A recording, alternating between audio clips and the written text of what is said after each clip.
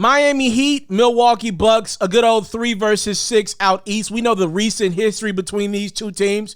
Milwaukee was one of the favorites to get to the finals last year. Second round matchup, they ran right into Miami and the Heat. I knew it was a bad matchup. I thought the Heat wouldn't get through the Pacers in the first round of the bubble last year. They did. They took on Giannis, built a brick wall against him, made him shoot jump shots. He was very uncomfortable from distance. Giannis and the Bucks struggled. Giannis went down with injury. It was over.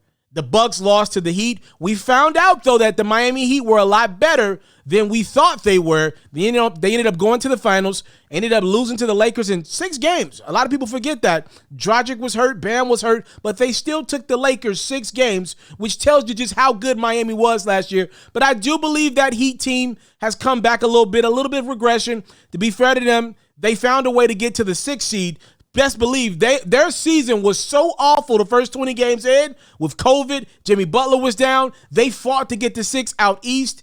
Jimmy Butler, Bam Adebayo probably weren't playing at all-star levels this year, but pretty darn close to it. Taliaferro, Duncan Robinson, and some of these role players that shined in the bubble last year have not been that this year. They didn't take that leap forward that we thought they would. They've had their games, but it hadn't been consistent.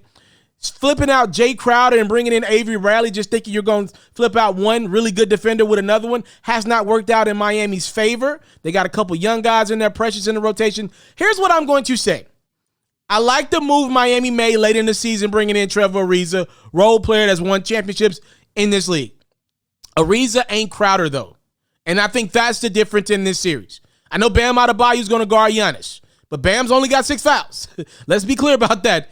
And I just don't think Trevor Ariza brings the intimidating factor to the table like Jay Crowder did last year. Very important piece to Miami's success last year was Crowder, his ability to defend Giannis and then knock down that three-pointer on the other end. With that being said, when you factor in the addition of Jrue Holiday, which I think is a big piece, takes a lot of pressure off of Chris Middleton. He can go back to being a knockdown shooter at points. Holiday can work on the ball late. He's a good enough passer.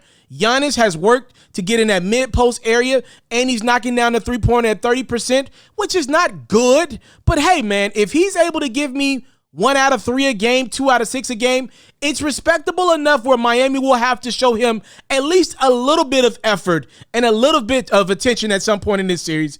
I am picking the Milwaukee Bucks to get their revenge against the Miami Heat in 6 games.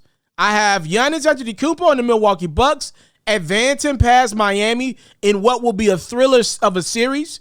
Giannis versus Jimmy, round 2. I'm looking forward to it. Let me know in the comment box below your predictions for this series. Mine's Milwaukee in 6 games. Let me know what you got. Comment box below.